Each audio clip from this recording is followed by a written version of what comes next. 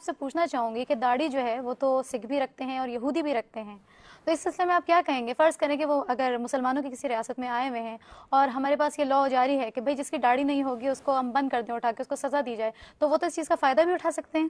کس اگر چیز یہ کا؟ لاء آ جائے حزب بل جیسے کہ آپ کہہ رہے ہیں، اس میں یہ بھی اگر آ جائے کہ بھئی اگر کسی شخص کی داڑھی نہیں ہے جی تو وہ سزا کے لیے جو ہے مطلب اس کو سزا آرام سے دی جا سکتی ہے، جی تو اس سلسلے میں فرض کریں کہ یہاں پہ کوئی وزٹرز آئے ہوئے ہیں، سکھ آئے ہوئے ہیں، یہودی آئے ہوئے ہیں، وہ ان داڑھی ہے ان کی، ان کے اوپر یہ لازم نہیں ہے جی، اچھا داڑھی ہے پھر جی، تو پھر آپ اس کو کلیئر کیجئے نا کہ داڑھی تو وہ لوگ بھی رکھتے ہیں۔ کوئی حرج نہیں ہے، کھانا وہ بھی کھاتے ہیں ہم بھی کھاتے ہیں، بول و براز ان کے ساتھ بھی ہمارے ساتھ بھی، اس میں کیا فرق واقع ہوا؟ سوال تو یہ ہے کہ ایک مسلمان کے لیے وہ چیز لازم ہوگی۔ شیو کر رہا ہے جو شخص، وہ بھی کسی کی اطاعت کر رہا ہے، کسی کی پیروی کر رہا ہے، وہ ویسٹ کے کلچر کی پیروی کر رہا اور ہے، ٹائی اگر وہ پہن کر رہا ہے سکتے، اس سے آگے مت جائیے، ایک مسئلے کے اوپر رہیے تو بار بار جو ہے ادھر ادھر سے اس سے فائدہ نہیں ہوتا۔ ایک یہ ضرور ہے کہ روکا گیا ہے کہ بحیثیت مجموعی جی آپ کسی دوسری قوم کے متشابہ نہ ہو جائے، ٹھیک، تو تشبہ جو ہے وہ اس جی میں طریقے یہی سے جو پوچھنا چاہ رہی تھی ہاں، آپ تو سے۔ اس میں یہ ہے کہ آپ ایسا لباس پہن کر ان کے داڑھی بھی نہ ہو، شیو ہو، اور یہ جائیں لندن میں، کون بتائے گا کہ یہ مسلمان ہے کہ ہندو ہے، یہ پارسی ہے، یہ کون ہے؟ کوئی نہیں بتا سکتا۔ یور صحیح، آئیڈینٹی از لاسٹ۔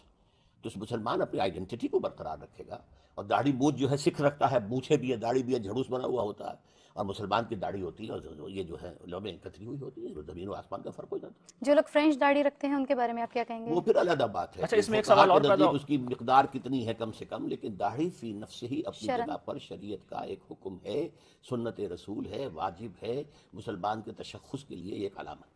آپ کے نزدیک داڑھی رکھوائی جا سکتی ہے کہ گورنمنٹ یہ کبھی ایکٹ دیکھیے جی، منظور؟ واضح طور پر میں نے اپنا نقطہ نظر بیان کر دیا ہے کہ دین کے جتنے احکام ہیں ان سب کی پابندی ہم اللہ اور رسول کی اطاعت میں کرتے ہیں، اس کی تلقین کی جا سکتی ہے، ان کی ترغیب دی جا سکتی ہے، یہ ایک الگ بحث ہے کون سا حکم دین میں کیا حیثیت رکھتا ہے، لیکن نماز اور زکوٰۃ کے علاوہ ریاست کو اس میں مداخلت کا حق نہیں ہے۔ یہ اصل میں بنیادی حقوق کا مسئلہ ہے، قرآن مجید نے اس کو واضح کر دیا ہے۔ میں تو آپ تو ان واجبات اور سنن موقدہ کی بات کر رہے ہیں، میں حج کی بات کر رہا ہوں، میں جہاد کی بات کر رہا ہوں۔ بعض حالات میں جہاد ہر مسلمان پر فرض ہو جاتا ہے، اس میں وہ اللہ کے سامنے جواب دہ ہے، لیکن ریاست کارروائی نہیں کر سکتی۔ ریاست کے حدود اللہ تعالیٰ نے معین کر دیے ہیں، اور اس وجہ سے نہ وہ داڑھی رکھوا سکتی ہے زبردستی، نہ عورتوں کو پردہ کرا سکتی ہے زبردستی۔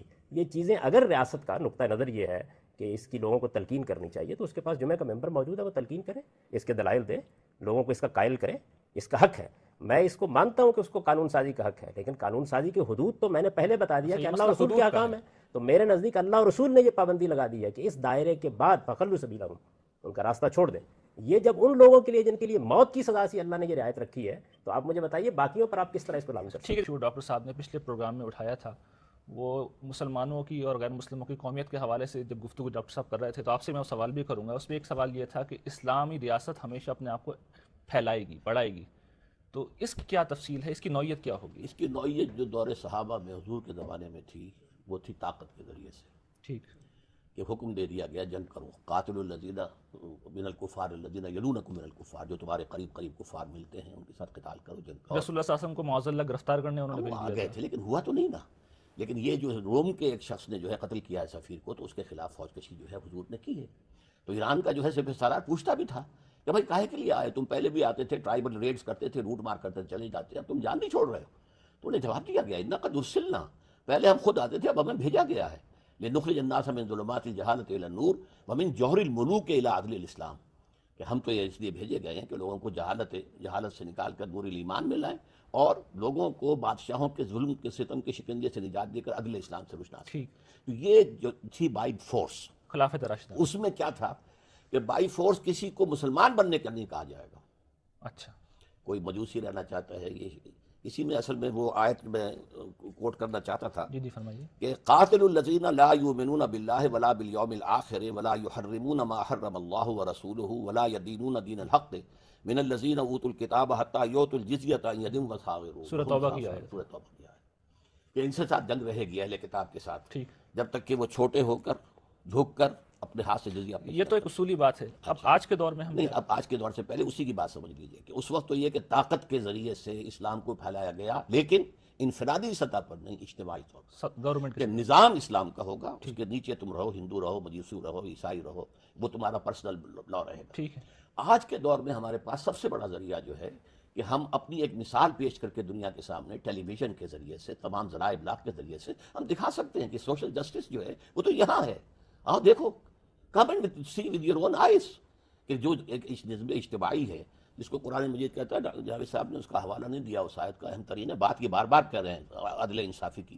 عدل اجتماعی کی، لیکن جو بات کہی گئی ہے سورہ حدید کی آیت نمبر 24 میں یا 25 میں، لقد ارسلنا رسلنا بالبینات وانزلنا معهم الکتاب والمیزان لیقوم الناس بالقسط، ہم نے اپنے رسولوں کو بھیجا واضح نشانیوں کے ساتھ اور انہیں شریعت اور میزان نازل کی تاکہ لوگ عدل سے قائم ہو۔ تو عدل قائم کرنا یہ اسلام کا فرض ہے، اور عدل ہے دین حق، دین اللہ، وہی عدل کر سکتا ہے۔ عورت اپنے اعتبار سے سوچے گی، مرد اپنے اعتبار سے سوچے گا۔ آج کے دور میں ہم ایک اسلامی نظام آئیڈیل ماڈل ڈیولپ کر لیں گے، ہاں، تو پھر جو ہے ہم اس کو پروموٹ کریں گے۔ اچھا اگر فرض کر لیں لوگ نہیں مانتے، اگر کہیں وہ یہ ہمارے کہتے ہیں پاس کہ فورس ہوگی، جی جی اگر فورس استعمال کریں گے، حرام نہیں ہے، اچھا لیکن یہ کہ عام طور پر اس کی ضرورت پیش نہیں آئے گی آج کے دور میں، اس لیے کہ دنیا گلوبل ولیج ہو چکی ہے۔ اچھا، دو تین باتیں ڈاکٹر صاحب نے کہی، میں چاہتا ہوں انہیں سم اپ کر دیں۔ ایک تو یہ کہ خلافت راشدہ میں بائی فورس یہ کام کیا گیا، دوسرا یہ کہ آج کے دور میں ہم عدل اجتماعی قائم کریں گے اور اس کو بنیاد بنا کر ہم جو ہے اسلام کو پروموٹ کریں گے، لیکن فورس بھی استعمال کر سکتے ہیں۔ مگر اب ہم اسی بارے میں جاوید صاحب کی رائے لینا مناسب سمجھیں گے۔ جاوید صاحب آپ کیا کہتے ہیں؟ جی پہلے خلافت راشدہ پہ کمنٹ کر دیجیے، پھر اس پہ۔ میرے نزدیک تو آپ ہر حال میں اسلام کو دعوت و تبلیغ کے ذریعے سے پھیلائیں گے۔ یہ راستہ پہلے بھی آپ کے لیے کھلا ہوا تھا، اس زمانے میں اللہ تعالیٰ نے اس کے لیے بے شمار اسباب پیدا کیے۔ صحابہ کرام نے تو یہ نہیں کیا۔ میں عرض کرتا ہوں، یعنی یہ جو کام ہے اسلام کو پھیلانے کا، یہ ہر حال میں اسی طرح کیا جائے گا۔ اس کے نتیجے میں ظاہر بات ہے کہ موجودہ جمہوری زمانے میں اگر کسی جگہ مسلمانوں کی اکثریت ہوگی تو وہاں ریاست قائم ہو جائے گی۔ دیکھیے اسلام میں یہ نہیں کہا گیا کہ آپ کو ہر حال میں ایک ریاست قائم کرنی ہے، یہ بتایا گیا ہے کہ جہاں مسلمانوں کے پاس اقتدار ہے، جہاں کہیں ان کو اکثریت حاصل ہے، جہاں ان کو کوئی خطہ ارض میں آپ نے سیاسی حیثیت حاصل ہو گئی ہے، وہاں ان کے لیے کچھ دینی ذمہ داریاں جن کو پورا کرنا ضروری ہے، اللہ کا پیغام اس پہ پہنچانا۔ ہم بعد میں بات کریں گے، لیکن وہ سوال میرا تھا خلافت راشدہ میں تو جی میں وہی عرض کر رہا تھا، یعنی یہ اصول ہے میرے نزدیک، یعنی ہر حال میں تبلیغ، تلقین اور تعلیم کے ذریعے سے ہم اپنے دین کی دعوت دیں گے، اور ہمارے دین میں اتنی قوت ہے کہ اگر ہم اس کے صحیح پیغام کو پہنچا سکیں تو انشاءاللہ دل اس کے لیے کھلیں گے۔ اب خلافت راشدہ پر آ جائیے۔ دیکھیے بات یہ ہے کہ اس معاملے میں ایک بنیادی اصول یہ سمجھ لیجیے کہ اسلام میں جو جہاد ہوا ہے یا قتال ہوا ہے، دوسرے لفظوں میں کہیے، وہ دو مقاصد کے لیے ہوا ہے۔ ایک تو ظلم و عدوان کے خلاف ہے، فتنے کو ختم کرنے کے لیے، پرسیکیوشن کو ختم کرنے کے لیے۔ تو ظلم و عدوان کے خلاف جہاد یا قتال یہ شریعت کا ابدی حکم ہے، یہ صحابہ کرام نے بھی کیا ہے، یہ ہم آج کے زمانے میں بھی کریں گے۔ اگر کسی جگہ ظلم و عدوان ہے تو ہم اس کے خلاف طاقت رکھتے ہیں تو ضرور اقدام کریں گے۔ ایک دوسرا قتال وہ ہے جس کا رسالت کے ساتھ خصوصی تعلق ہے، وہ قتال یہ ہے کہ جب اللہ کا کوئی رسول کسی جگہ مبعوث ہوتا ہے تو اس کی طرف سے اتمام حجت کے بعد اس کے منکرین پر اللہ کا عذاب نازل کیا جاتا ہے۔ یہ عذاب عاد و سمود کے معاملے میں آسمان سے نازل ہوا، اور یہ عذاب بنی اسماعیل کے معاملے میں اور نبی صلی اللہ علیہ وسلم کے مخاطب اہل کتاب کے معاملے میں تلواروں سے نازل ہوا۔ اللہ تعالیٰ نے اس کو خود بیان کیا کہ یعذبہم اللہ بایدیکم۔ تو در حقیقت یہ جو قتال ہے جس کی آیات ڈاکٹر صاحب نے بھی آپ کے سامنے رکھی ہیں، یہ قتال نبی صلی اللہ علیہ وسلم اور آپ کے صحابہ کے ساتھ خاص ہے، ان کے ساتھ اس کا خاتمہ ہو گیا۔ اس کے بعد دنیا میں کسی کو اس کا حق نہیں ہے۔ اب صرف ظلم و عدوان کی بنیاد پر قتال ہو سکتا ہے، نہ اب جہاد یا قتال کی بنیاد مذہب ہے، نہ اسلام کی اشاعت صاحب آپ کی ہے، بات نہ کے برخلاف تسلیح ممالک ہے۔ اس کی بنیاد اب یہ ختم ہو گئی ہمیں۔ تاریخی حقیقت تو یہ کہ صحابہ تاریخی کرام اعتبار جزیرہ سے- نما عرب سے نکلے اور انہوں نے جو ہے حملہ کیا ہے، یہ تو بالکل واضح حقیقت ہے، یہ عرب اور تک کا انہوں نے جہاد نہیں ہمیشہ تھا۔ 3 آپشنز رکھے ہیں۔ وہ کیا 3 آپشنز ہیں؟ اسلام لے آؤ تم ہمارے برابر کے ہو جاؤ گے، ہم یہ بھی نہیں کہیں گے کہ we are senior Muslims, you are junior Muslims, اچھا۔ You will be all equal to us. Number 2، نہیں تو چھوٹے بن کر رہو، دین اللہ کا ہوگا، نظام اللہ کا ہوگا، اور وہی نظام عدل ہے، وہی نظام حق ہے۔ تم رہ سکتے ہو، یہودی رہو، عیسائی رہو، مجوسی رہو، ہندوستان میں آئے تو ہندو رہو، جو چاہو رہو، کسی ایک شخص کو بھی جبراً مسلمان نہیں کیا گیا۔ لیکن اگر یہ بھی منظور نہیں تو آؤ میدان میں، تلوار فیصلہ کرے گی۔ ہم نے بھی یہی پڑھا ہے کہ ایسا ہی کیا تھا، تو یہ تو آپ کی بات جی میں نے بھی حقیقت بیان کی ہے۔ میرے نزدیک یہ منکرین حق کے خلاف کیا گیا ہے، یعنی رسالت میں آپ صلی اللہ علیہ وسلم نے جزیرہ نما انہیں عرب میں، دعوت تو نہیں دی گئی نا۔ میں گزارش کرتا ہوں ابھی بتا فرمائیے، دیتا ہوں آپ کو۔ بات کیجیے۔ دیکھیے جزیرہ نما عرب میں رسالت میں آپ صلی اللہ علیہ وسلم نے اتمام حجت کیا، اس کے بعد آپ کو حق دیا گیا کہ اب آپ ان کو الٹیمیٹم دیں۔ سورہ توبہ میں اس کی بڑی تفصیل بیان ہوئی ہے۔ اس کے بعد بنی اسماعیل کے لیے یہ قاعدہ بنا دیا گیا کہ ان کو قتل کر دیا جائے گا، یعنی یہ خدا کا عذاب تھا جو ان کے اوپر نازل ہوا، یہ محض کوئی قتال نہیں تھا، اور اگر وہ اس سے بچنا چاہتے ہیں تو وہی 3 شرطیں ہیں، ان کو پورا کریں۔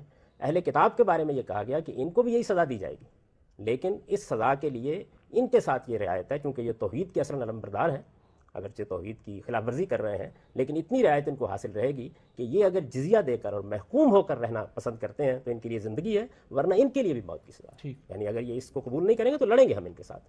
یہ در حقیقت قانون رسالت کی ایک فرع ہے۔ یہ قانون اتمام حجت کی ایک فرع ہے، اس کا تعلق شریعت کے حکام سے نہیں ہے، اس کا فیصلہ اللہ تعالیٰ نے کیا، اس کی طرف سے یہ قتال ہوا، اور پھر اللہ کا جیسے عذاب آسمان سے آتا تھا اسی طریقے سے اس کو نافذ کیا گیا۔